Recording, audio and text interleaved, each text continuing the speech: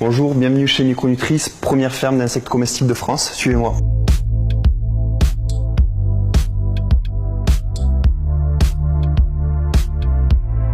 Alors dans cette pièce, on élève des grillons pour l'alimentation humaine. Donc dans ces bacs, on a recréé un écosystème qui permet aux grillons de se développer de la manière la plus saine possible.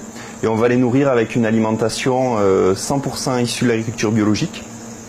Et donc ce qui est vraiment fascinant dans la production d'insectes, c'est qu'un bac comme celui-ci va contenir 40 000 grillons, ce qui va représenter un équivalent protéique, l'équivalent de 1000 portions de viande.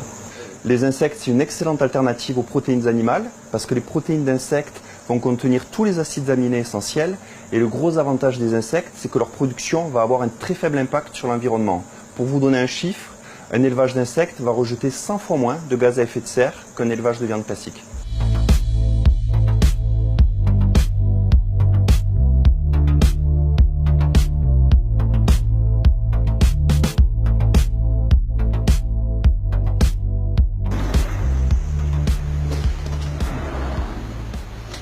Alors ici on est dans la pièce de croissance des ténébrions, donc comme on peut le voir c'est un élevage vertical, donc on va pouvoir élever les insectes sur 10 niveaux, ce qui permet d'avoir un très faible encombrement au sol. Donc ce qui est vraiment intéressant dans ce type d'élevage, c'est que dans une pièce comme celle-ci qui fait environ 50 mètres carrés, on va pouvoir produire 1 tonne par mois de larves, donc on a vraiment besoin d'un espace au sol qui est beaucoup plus faible. D'autre part, les larves aiment être élevées avec une forte densité, donc on peut à la fois combiner les logiques de bien-être animal et les logiques de production de nutriments.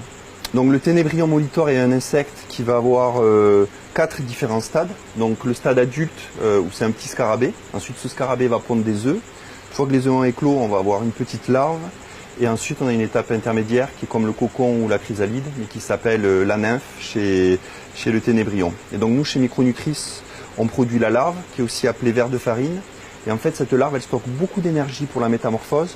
Et donc c'est ce qui explique qu'elle est très riche en protéines, en minéraux, en oméga 3, parce qu'elle a besoin d'énergie pour se métamorphoser.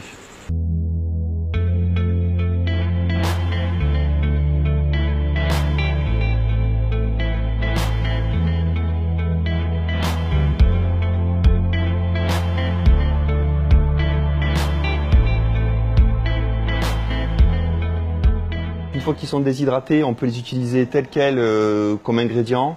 Sinon, on peut, en broyant ces insectes entiers, réaliser une poudre qui va permettre d'être utilisée dans des aliments plus nutritionnels, comme par exemple ces pâtes, qui grâce à la poudre d'insectes vont contenir 20% de protéines.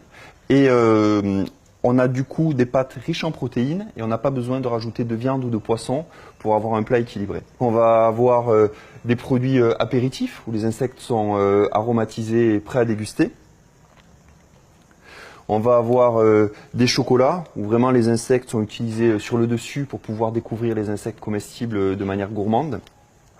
Et des barres énergétiques qui sont riches en protéines, des minéraux. Donc c'est idéal pour le sport, soit en préparation de défis sportifs ou soit pour la récupération. Notre défi, ça va être de proposer des produits gourmands et gourmets aux consommateurs occidentaux qui ont peu l'habitude de manger des insectes. Mais il y a déjà 2 milliards d'êtres humains qui mangent des insectes un petit peu partout autour du monde.